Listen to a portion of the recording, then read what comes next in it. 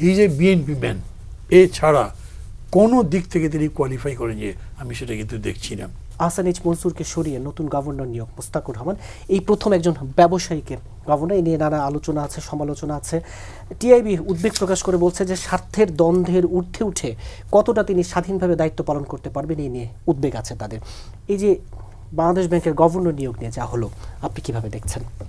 TIB যে উদ্বেগটা প্রকাশ করেছে এইটাকে আমি খুবই জেনুইন মনে করি, মানে একদম খুবই সত্যি কথা যে এখানে একটা স্বার্থের সংঘাত হবেই, এবং এই কারণে বাংলাদেশের ইতিহাসে এইরকম কখনো হয়নি। এবার কেন হলো এটার কিন্তু কোনো জবাব নেই।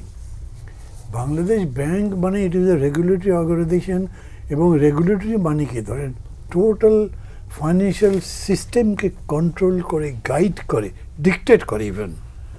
তো ওইটার জন্যে যিনি বাংলাদেশ ব্যাংকের গভর্নর হবেন তিনি অনেক বেশি কমান্ডিং হতে হবে। কমান্ডটা গায়ের জোরে হবে না, সেটা তার দলীয় শক্তিতে হবে না, তার নলেজে, তার অভিজ্ঞতায় হবে।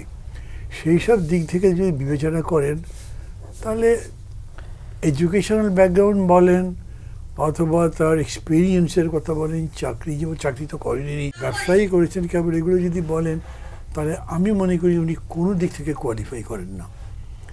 কেন যে তাকে এখানে নিয়ে আসা হলো এটা একটা বিস্ময় আমার কাছে।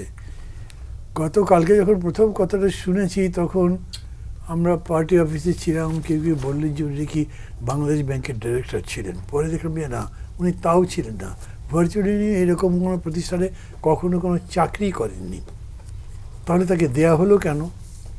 দেখেন, বিশেষ করে যারা তাকে নিয়োগ দিয়েছেন, মানে যারা কর্তা এখন দেশ চালাচ্ছেন, ক্ষমতায় আছেন, তাদের এই কথাটা ডে ওয়ান থেকে বোঝার কথা।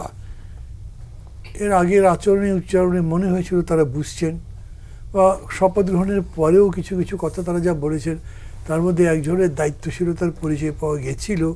কিন্তু অ্যাকশনের কথা যদি বলেন তাহলে আমি মনে করি সবচেয়ে ভাইটাল জায়গাতে যে আপনার সঠিক সিদ্ধান্তটা নেওয়া দরকার ছিল সেটা একদম 180 ডিগ্রি উল্টা গিয়ে সিদ্ধান্তটা নেওয়া হয়েছে। না হলে ওনাকে বাংলাদেশ ব্যাংকে নেওয়া হলো কেন? যে কেউ কিন্তু বলতে পারে উনি তো বিএনপির নির্বাচন পরিচালনা কমিটির দায়িত্বে ছিলেন, মানে he is a BNP man, এছাড়া কোনো দিক থেকে তিনি কোয়ালিফাই করেন যে আমি সেটা কিন্তু দেখছি না। তো সেই বিবেচনা থেকে আমার মনে হয়েছে যে এটা একদিক থেকে ভুল। তাছাড়া নিয়োগ প্রক্রিয়াতে যেটা দেখলাম, মানে আহসান এইচ মনসুর, আমি জানি তার পক্ষে বলার লোক আছে, বিপক্ষে বলার লোকও আছে। মিডিয়াগুলো আজকে যে সমস্ত নিউজ করেছে, বিশেষ করে তার মানে একটা রিপ্লেটেড আপনার রিজার্ভ টাইমে যখন প্রায় 20-এরও নিচে নেমে গেছে, সেটা যেভাবে উঠেছিল, মানে বাংলাদেশ ব্যাংকের গভর্নর তার টেনে রিজার্ভ তুলতে পারে না, কিন্তু পলিসি দিয়ে হোক, পরিবেশ দিয়ে হোক, সব কিছু মিলে উনি ভালো করেন। যখন কেয়ারটেকার গভর্নমেন্ট ছিল তখন তাদের সময় আরও ভালো হয়েছিল। কিন্তু কথা হলো ক্রেডিটটা তার কাছেই, তার আগে এটা একদম খারাপ হয়ে গেছিলো। ওইটা তার একটা বিরাট ক্রেডিট ছিল, এবং আমি মনে করি যে ব্যাংকিং সিস্টেমে উনি বেশ বড় ধরনের একটা ডিসিপ্লিন আনতে পেরেছিলেন। একটা ক্রিটিসিজম হচ্ছে তার সম্পর্কে যে উনি রেট অফ ইন্টারেস্টের ব্যাপারে একেবারেই ব্যবসায়ীদের কথা শুনেননি, উনি ব্যবসায়ী বান্ধব ছিলেন কি না, ব্যবসায়ীদের তার সম্পর্কে কথা বলেন। কিন্তু তারপরেও হোল ইকোনমিক সেক্টর একটা ব্যালেন্স, একটা ডিসিপ্লিন আনবার জন্য চেষ্টা করেছিলেন। এখন একদম ফার্স্ট হ্যান্ড রিয়াকশন গেছে যে এটা একটা দলবাজি হয়ে গেছে, এটা একটা দলীয় বিবেচনার ভিত্তিতে কাজটা করা হয়েছে। এরপরে যে আরও কী হবে এগুলোর পেছনে না শাখা প্রশাখা গজাতে থাকে। কীরকম শাখা প্রশাখা, ধরেন কে করলো এই কাজটা, উনি আবার কার সঙ্গে যুক্ত আছেন, কার লোক কার দ্বারা প্রভাবিত হয়ে করেছেন, এগুলো কথা বাজারে এমন চাউল হয়েছে যে টোটাল রিয়াকশন বলছে যে স্বার্থের দ্বন্দ্বের। না, ওটা বলেছি কিন্তু প্রফেশনাল অর্থে।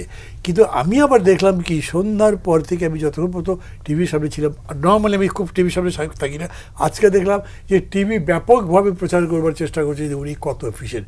এটা দেখতে দেখতে আমার মনে হলো যে এই ভদ্রলোক এরকমই, যে তার পক্ষে বিশেষভাবে প্রচার না করলে, কোরামিন ইঞ্জেকশন দেওয়ার মতো না হলে তিনি দাঁড়াতেও পারছেন না মানুষের চোখের সামনে। তো আমি মনে করবো দ্য বিগিনিং ইজ ব্যাড।